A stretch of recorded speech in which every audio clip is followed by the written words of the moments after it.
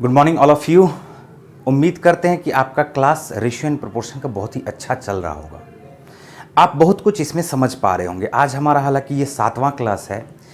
पहले वाले 3 क्लास में हमने आपको उसका कॉन्सेप्ट दिया, उसका थ्योरी बताया रेशियो एंड प्रोपोर्शन का। फिर उसके अगले 3 क्लास में अभी तक हमारा टोटल 60 क्वेश्चन कंप्लीट हो चुका है। आज ही हमारा 7वां क्लास है। हम लोग टाइप 2 पढ़ रहे थे और टाइप 2 में हमारा कुछ क्वेश्चन इसमें अभी बाकी है, तो 60 क्वेश्चन तक कंप्लीट हो चुका है। ठीक है, तो हम लोग बिना समय गवाए स्टार्ट करते हैं क्वेश्चंस को। ठीक है, अगर आपको सेशन अच्छा लगे तो आप कमेंट ज़रूर करना। ठीक है, सब्सक्राइब करो, शेयर करो या नहीं करो, उससे कोई फ़र्क नहीं है, आप कमेंट ज़रूर करना अगर आपको अच्छा लगे तो। ठीक है, नहीं भी अच्छा लगे तो भी आप कमेंट करना कि क्या अच्छा नहीं लगा। ठीक है, चलो तो आते हैं हम लोग 61वें नंबर के क्वेश्चन को देखते हैं। ठीक है, टोटल हमारा 60 नंबर का क्वेश्चन कंप्लीट हो चुका था। 61 नंबर का क्वेश्चन देखिए। हाँ, एक चीज़ और, डिस्क्रिप्शन में हमेशा मैं पीडीएफ का लिंक दे रखा हूँ, तो किसी भी वीडियो के डिस्क्रिप्शन में आप जाएंगे तो पीडीएफ मिल जाएगा रेशियो एंड प्रोपोर्शन का, आप उसको पहले डाउनलोड कर लें। ठीक है, और क्वेश्चन को बनाने का कोशिश करें, हमेशा पहले क्वेश्चन को बनाने का कोशिश करें। जैसे आज हमारा 60 क्वेश्चन तक हो चुका था, तो 60 क्वेश्चन के बाद आपका जो भी 10, 20, 15, 25 जो भी आपसे हो पाता है, कोशिश करें कि आपसे बने। उसके बाद फिर आप जब वीडियो देखेंगे तो आप यहाँ पर बहुत कुछ सीखेंगे। तो हमारा मेन मकसद आपको सिखाना है। ठीक है, तो चलो देखो यहाँ पर, तो आते हैं हम लोग 61 नंबर के क्वेश्चन को देखते हैं। 61 नंबर का क्वेश्चन हमारा दिया हुआ है, 1 वर्ष पहले रवि और किशन के वेतन में 5:4 का रेशियो था। तो 1 वर्ष पहले रवि था और किशन था, उसके वेतन में 5:4 का रेशियो था। ठीक है, उस दोनों का वेतन पिछले वर्ष की अपेक्षा अब 7-8 और 4-5 में बढ़ गया। ठीक है, यानी हम लोग इसको बोल सकते हैं एट प्रेजेंट। बढ़ा कैसे है, तो 7:8। रवि का कैसे बढ़ा, रवि का बढ़ा 7:8 और किशन का कैसे बढ़ा है 4:5। ध्यान से देना।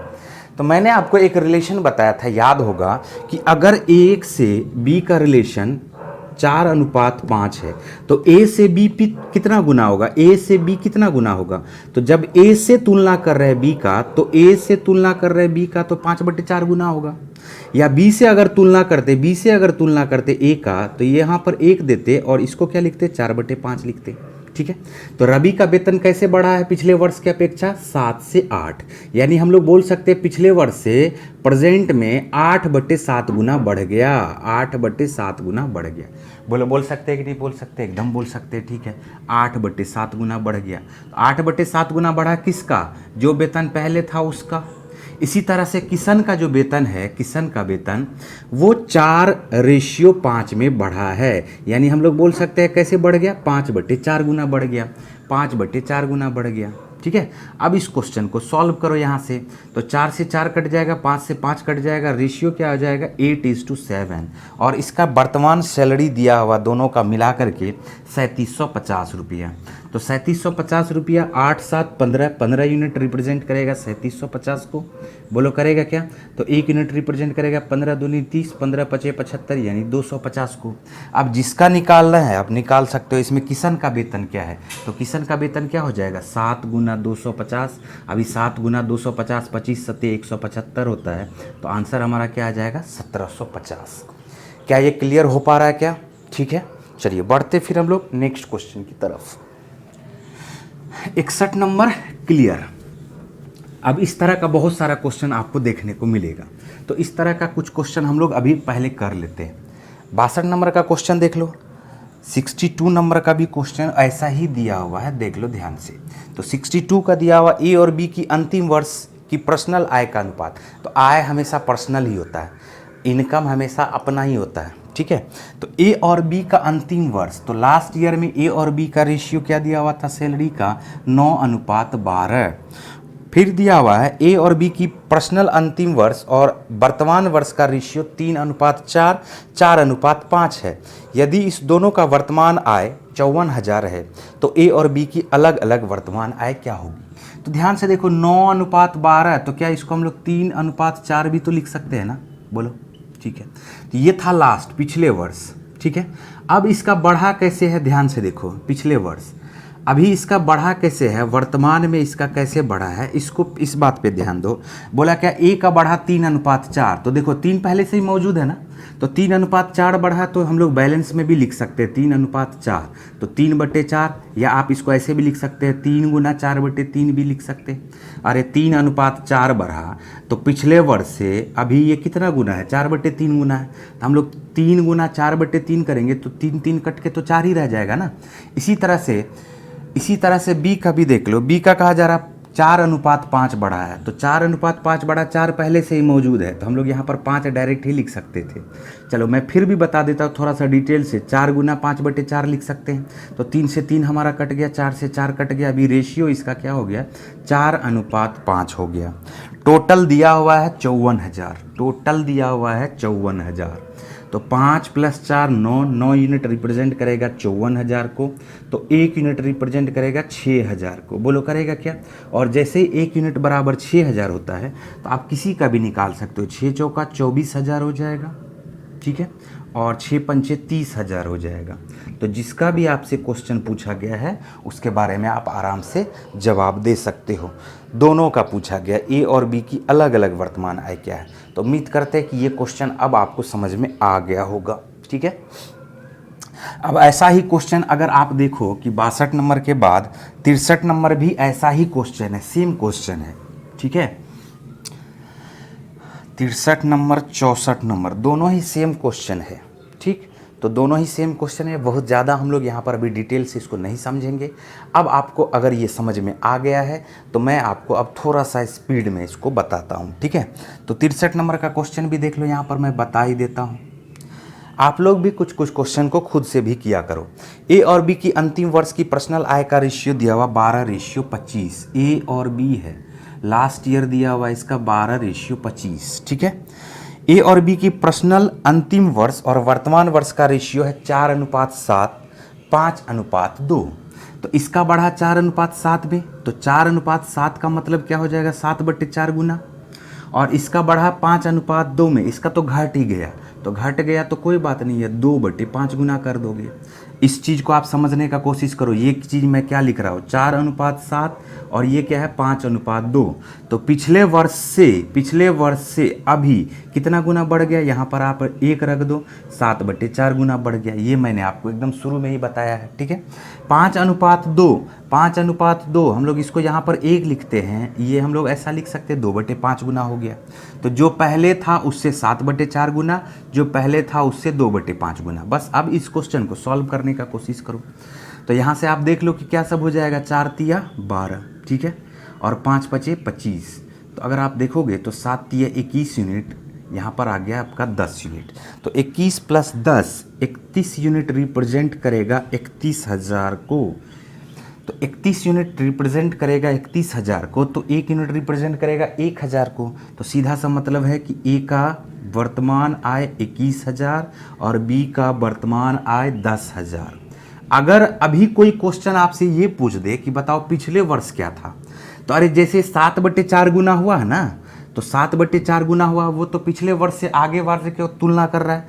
अगर पिछले वर्ष का तुलना किया जाए तो 21,000 का उल्टा गुना यहाँ से कर दो, 7/4 है, 4/7 कर दो। क्यों कर रहे हैं ऐसा, मैं आपको बार बार समझा चुका हूँ इस चीज़ को।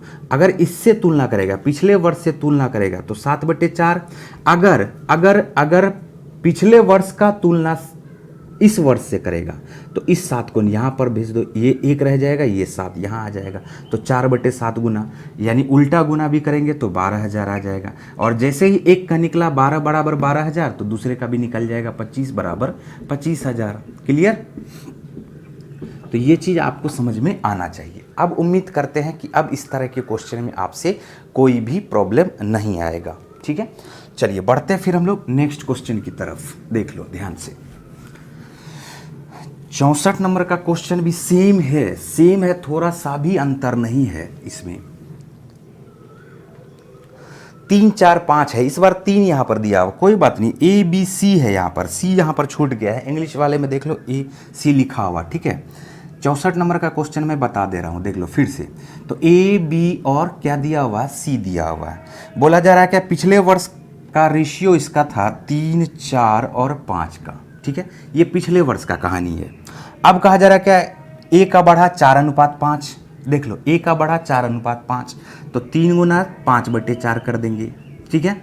बी का कैसे बढ़ा 2:3, 2:3 का मतलब 3/2 गुना कर देंगे। और सी का बढ़ा 3/4, तो सी का बढ़ा 3:4, तो 4/3 गुना कर देंगे। बोलो कर देंगे क्या।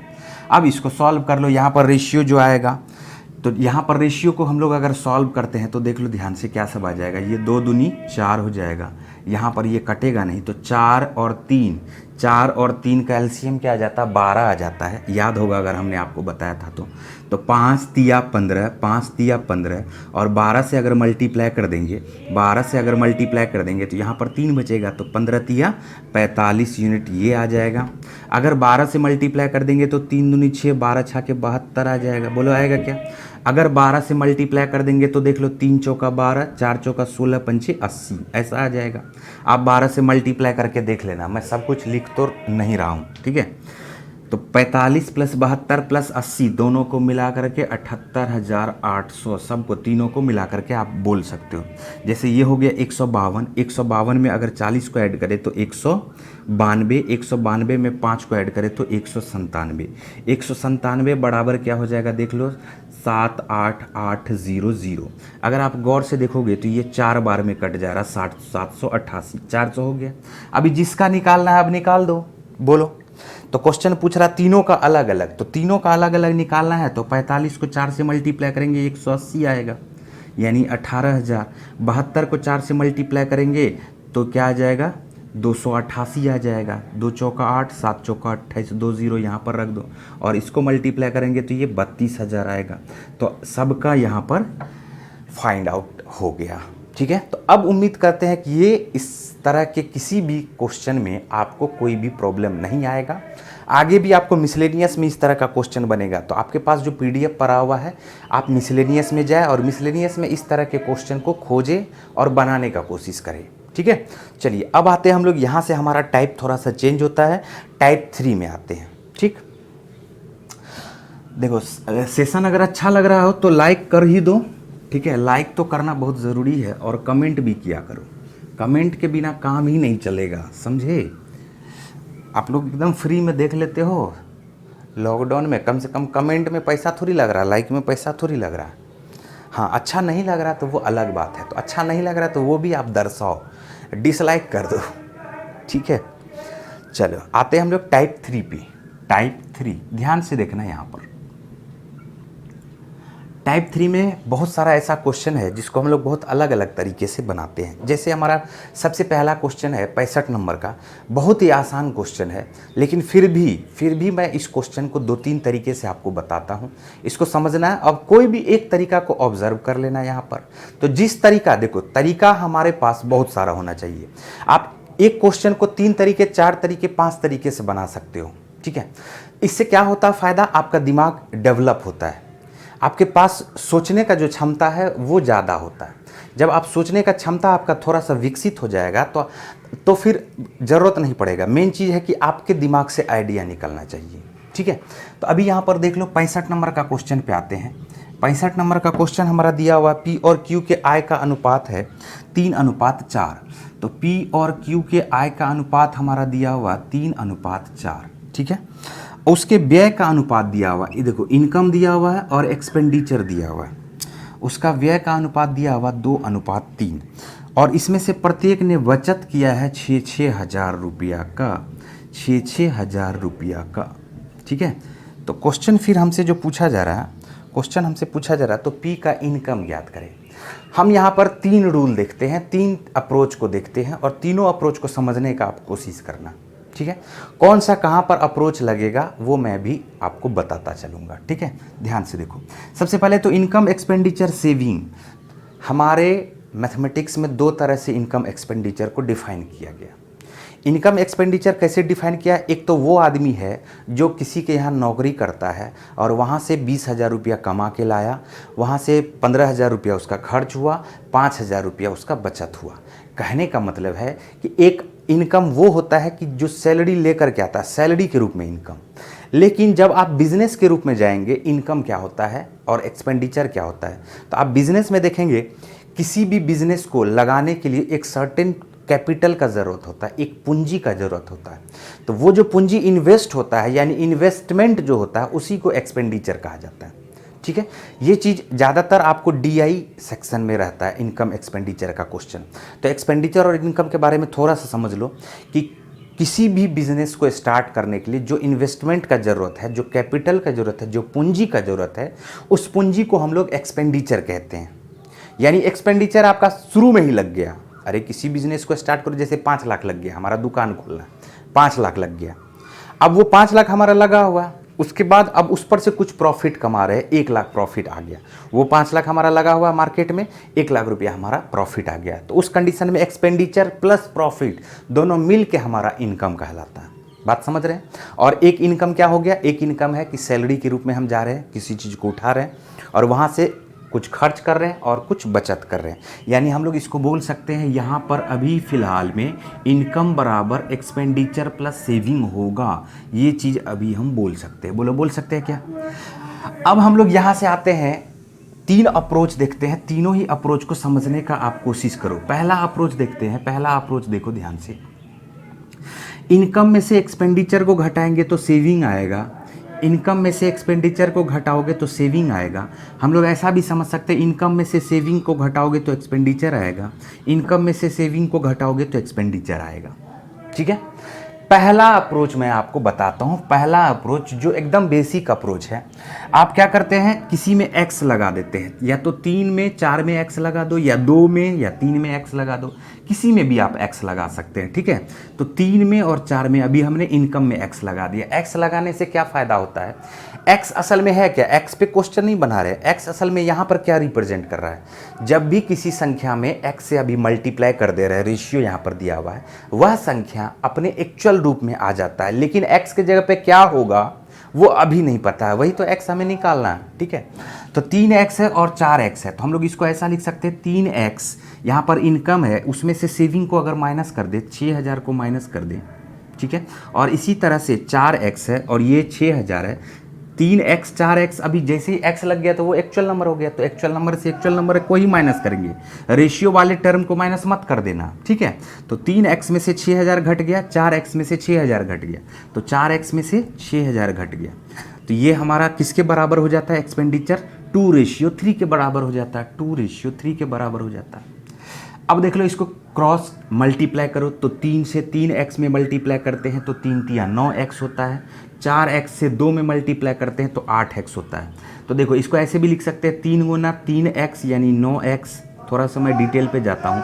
3 गुना 6000, 3 गुना 6000 बराबर हम लोग इसको लिख सकते हैं 4 गुना 2 8x माइनस 2 गुना 6000। बोलो, ऐसा लिख सकते हैं क्या? ठीक है, अब हमने कहा क्या कि इस स्टेप का कोई ज़रूरत नहीं होता, इसको भी थोड़ा सा सीख लो। ऐसे करो, 3 तिया 9x, 4 दूनी 8x, दोनों का अगर सेम साइन है, दोनों प्लस में है, 8x प्लस में और 9x प्लस में, तो दोनों का अंतर लिख दो 1x। जैसे यहाँ पर हो रहा है, 9x में से 8x को घटाएंगे तो सिर्फ क्या आ जाएगा? 1x। इसी तरह से 6000 गुना 3 है, माइनस में आ गया, और 2 गुना 6000 है, तो 3 गो 6000 में से 2 गो 6000 घटाओ। मतलब आप समझ रहे हो, हम थोड़ा सा ठेठ भाषा का उपयोग कर रहे हैं, क्यों? आप समझो। जिससे 3 6000 में से 2 ठो 6000 को माइनस करोगे तो 1 गो 6000 बचेगा क्या? तो सीधा सीधा आप लिख सकते हो x बराबर 6000 के। यानी ये स्टेप लिखने का कोई ज़रूरत नहीं है। अब यहाँ से आप समझो, 6 तिया 18000, 18000 बराबर के उस तरफ जाएगा तो प्लस में हो जाएगा, तो बराबर के उस तरफ जाएगा, 18000 प्लस में होगा, 6 दूनी 12000, माइनस में है तो 18000 में से 12000 घटेगा तो 6000 आ रहा है। लेकिन आप मेरी भावनाओं को समझो, मेरी बातों को समझो कि आपको क्या करना है, क्रॉस जो मल्टीप्लाई करना है वो कैसे करना है। देखो, 3 तिया 9x, 4 दूनी 8x, दोनों का सेम साइन है, अंतर लिख दो डायरेक्ट 1x। 3 गुना 6000, 2 गुना 6000, दोनों का सीधा अंतर लिख दो, क्योंकि दोनों में माइनस लगा हुआ, तो दोनों का सीधा अंतर 1 गो 6000, तो x बराबर हमारा ये 6000 निकल जाएगा। यानी ये स्टेप लिखने का जरूरत नहीं है। क्लियर आ रहा है समझ में? चलो, तो x बराबर हमारा क्या हो गया? 6000। और जैसे ही x बराबर हमारा 6000 हुआ तो p के बारे में हम लोग क्या बोल सकते हैं? ये इसका इनकम हो जाएगा 6 तिया 18000। देखो, कुछ लोग सोच रहा होगा कि सर जो है, लगता है सर को आता ही नहीं है, सर फालतू का चीज़ हमको बता रहे हैं।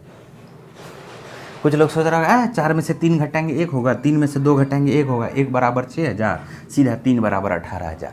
मेरा मकसद ये नहीं है, मैं आपको समझाऊंगा सब कुछ। ये क्वेश्चन में तो ऐसा हो जाएगा, क्या अगले क्वेश्चन में ऐसा हो पाएगा? क्या नहीं हो पाएगा। कहीं हो पाएगा, कहीं नहीं हो पाएगा, तो सभी बातों को समझना है, ठीक है। तो ये एक तो हमारा ये अप्रोच हो गया। दूसरा चीज़ क्या होता है, ध्यान से देखो, दूसरा क्या होता है,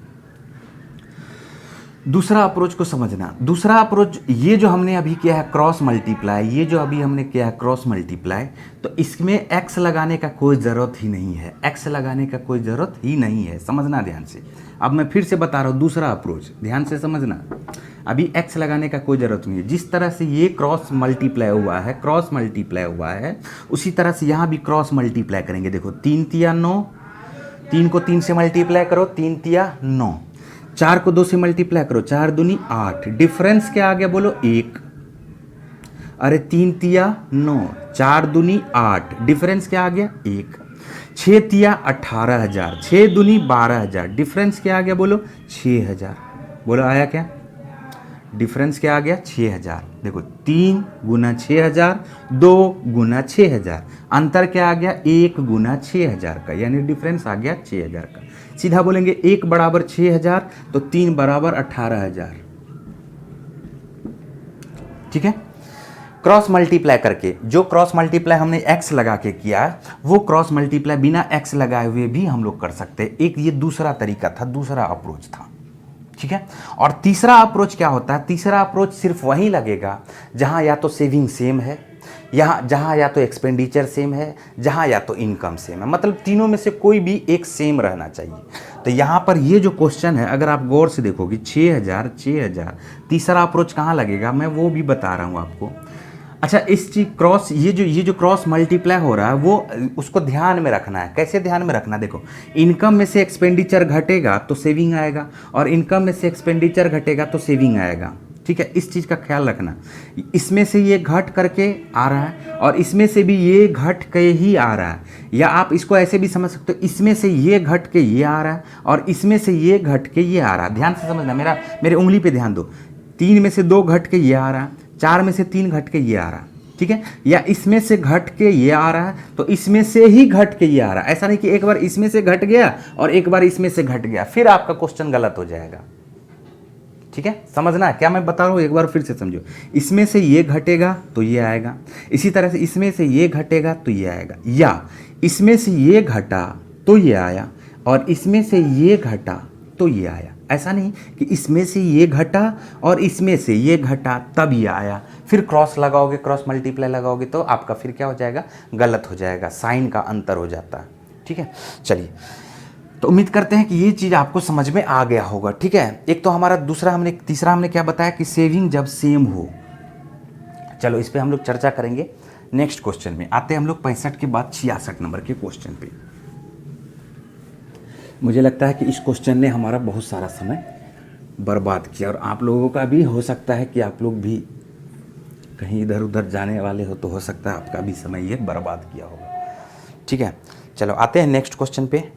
65 नंबर के बाद आते हैं 66 नंबर का क्वेश्चन। देखो 66 नंबर का क्वेश्चन, 66 नंबर आसानी है। ए और बी के इनकम का रेशियो दिया हुआ, ए और बी के इनकम का रेशियो दिया हुआ 5:3, ठीक है। ए बी सी के खर्चे का रेशियो दिया हुआ है, ध्यान से देखो, ए बी सी के खर्चे का रेशियो दिया हुआ 8:5:2। तो भैया सी के भी खर्चा का रेशियो दिया हुआ, इनकम इसका गायब है, ठीक है। यदि सी 2000 खर्च करता है, यदि सी 2000 खर्च करता है, ठीक है, और बी 700 रुपया बचाता है, तो सेविंग भी दे दिया बी का, 700 रुपया बचाता है। तो क्वेश्चन पूछ रहा है ए की बचत क्या होगी, ए की बचत क्या होगी। इसको समझना ध्यान से। ए बी सी है, सी का खर्चा कुछ दिया हुआ ही नहीं है, ए और बी का खर्चा का रेशियो दिया हुआ 5:3, एक्सपेंडिचर का रेशियो दिया हुआ 8:5:2, ठीक है। उसके बाद इसके सेविंग के बारे में बात कर रहा है। तो अब यहाँ पर आप ये सोचो कि सी का इनकम नहीं पता चलेगा और ना ही सेविंग पता चलेगा। अगर सेविंग दिया रहता तो सी का इनकम पता चल सकता था, लेकिन सी का सिर्फ और सिर्फ एक ही टर्म दिया हुआ है, तो ना तो इसका इनकम पता चलेगा ना तो इसका सेविंग पता चलेगा, ठीक। चलो कोई बात नहीं है। तो जब हम लोग 2 बराबर 2000 बोल सकते हैं तो इसके साथ में रेशियो देख लो 8 5 सबका है। तो 2 बराबर 2000, तो क्या 5 बराबर हम लोग 5000 बोल सकते हैं क्या? बोलो। और जैसे ही 5 बराबर 5000 हुआ तो 8 यूनिट रिप्रेजेंट करेगा 8000 को। अब क्वेश्चन ए के सेविंग से है, तो ए का सेविंग यहाँ पर पता तब तक नहीं चलेगा जब तक इसका इनकम पता ना हो। अब इसका इनकम किसके माध्यम से पता चलेगा? देख लो बी के माध्यम से। तो बी 5000 रुपया खर्च किया है और 700 रुपया बचाया है, तो टोटल अगर आप गौर से देखोगे तो टोटल इसका इनकम क्या हो जाएगा? 5700। तो अब हम लोग यहाँ पर बोल सकते हैं 3 यूनिट रिप्रेजेंट कर रहा है 5700 को। 3 यूनिट रिप्रेजेंट कर रहा है किसको? 5700 को। तो 19 तिया 57 हो गया, बोलो 19 तिया 5700, तो 19 पचे 9500। तो ए का भी इनकम आपको पता चल गया 9500, और ए का एक्सपेंडिचर तो 8000 दिया हुआ ही है। तो 9500 में से अगर 8000 को माइनस करेंगे तो सेविंग इसका आ जाएगा, और वो क्या आ जाएगा? 1500। और उम्मीद करते हैं कि ये अब क्लियर आपसे हो रहा होगा। ठीक है, बढ़ते हम लोग एक और क्वेश्चन देख लेते हैं। आज के सेशन का ये लास्ट क्वेश्चन होगा, 67 नंबर का क्वेश्चन है। ठीक है, 67 नंबर का ये क्वेश्चन है, देखो ध्यान से। ए और बी के आय का रेशियो दिया हुआ 2:1। ए और बी के आय का रेशियो दिया हुआ 2:1। ठीक है, चलो इनकम दे दिया। वे 5:3 के अनुपात में व्यय करते हैं, 5 और 3 के अनुपात में व्यय करते हैं। ठीक है, और 4:1 के अनुपात में बचत करते हैं, 4 और 1 के अनुपात में बचत करते हैं, जबकि कुल बचत इसका 5000 दिया हुआ। ठीक है, तो बी का इनकम ज्ञात करें।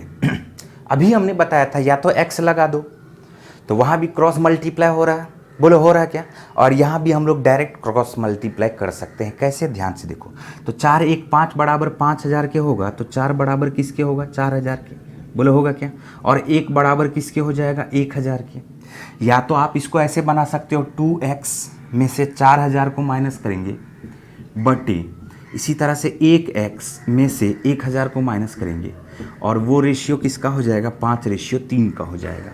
एक तो आप इसको ऐसे बना सकते हो, यहाँ पर क्रॉस मल्टीप्लाई करोगे, लेकिन वहाँ पे जा करके एक चीज़ लिख करके तब क्रॉस मल्टीप्लाई करना, वो एकदम बिगिनर्स का है। अगर आप सीखना चाहते हो तो एक बार उससे करके देखना, आपसे 100% बनेगा। या हम लोग यहीं पे क्रॉस मल्टीप्लाई कर सकते हैं, 4 3 दूनी 6, 5 इकाई 5, डिफरेंस क्या हो जाएगा? बोलो 6 और 5 का डिफरेंस क्या हो जाएगा? 1 का, बोलो होगा क्या? इसी तरह से 3 गुना 4000, 4 तिया 12000, और 5 गुना 1000, 5000, 3 गुना 4000, 4 तिया 12000, 5 गुना 1000, 5000। तो अभी डिफरेंस क्या आ गया? 5000 12000 का डिफरेंस 7000, तो 1 यूनिट बराबर आ गया 7000 के। तो क्वेश्चन में पूछ रहा है बी का इनकम क्या होगा, तो 1 यूनिट बराबर क्या हो जाएगा? आपके 7000 के हो जाएगा। ठीक है, तो क्लियर अब हो गया होगा। अब तुम मुझे पूरी उम्मीद है कि आपसे ये क्वेश्चन आराम से बन जाएगा। ठीक है, चलिए नहीं तो एक और क्वेश्चन हम लोग ले लेते हैं, जैसे 68 नंबर का क्वेश्चन है। 68 नंबर का क्वेश्चन आप देखिए कि 2 भाइयों के वार्षिक आय का रेशियो दिया हुआ 8:5, ये इनकम का रेशियो दिया हुआ। वे 5:3 में व्यय करते हैं, 5:3 में व्यय करते हैं। यदि उसकी बचत 2400 रुपये हो और 2000 रुपये हो, 2000 रुपये हो, तो क्वेश्चन पूछा जा रहा है कि उनकी आय कितनी है। कुछ भी है क्या? 5 पचे 25, 8 तिया 24, डिफरेंस निकालोगे तो क्या आ जाएगा? बोलो 1 आ जाएगा। 24 तिया 7200, 5 दूनी 10,000, 10,000 और 7200 का जो अंतर आ जाएगा वो आ जाएगा 2800। अरे 24 तिया 7200, 5 दूनी 10,000, अंतर क्या आ जाएगा? 2800। 1 बराबर 2800 क्या आ गया? अब दोनों का आप इनकम निकाल सकते हो, दोनों का आप इनकम निकाल सकते हो। 28 गुना 5000 कर दोगे आप, 2800 गुना 5 कर दोगे तो यह आ जाएगा 14000 के बराबर। और इसी तरह से 8 बराबर भी आप निकाल सकते हो, 8 गुना 2800। ठीक है, चलिए तो आज के सेशन के लिए बस हम लोग इतना ही रखते हैं, और उम्मीद करते हैं कि आप सबों को ये सेशन बहुत ही पसंद आया होगा। ठीक है, चलिए कल मिलते हैं हम लोग 68 नंबर के क्वेश्चन से आगे 69 नंबर से। ओके।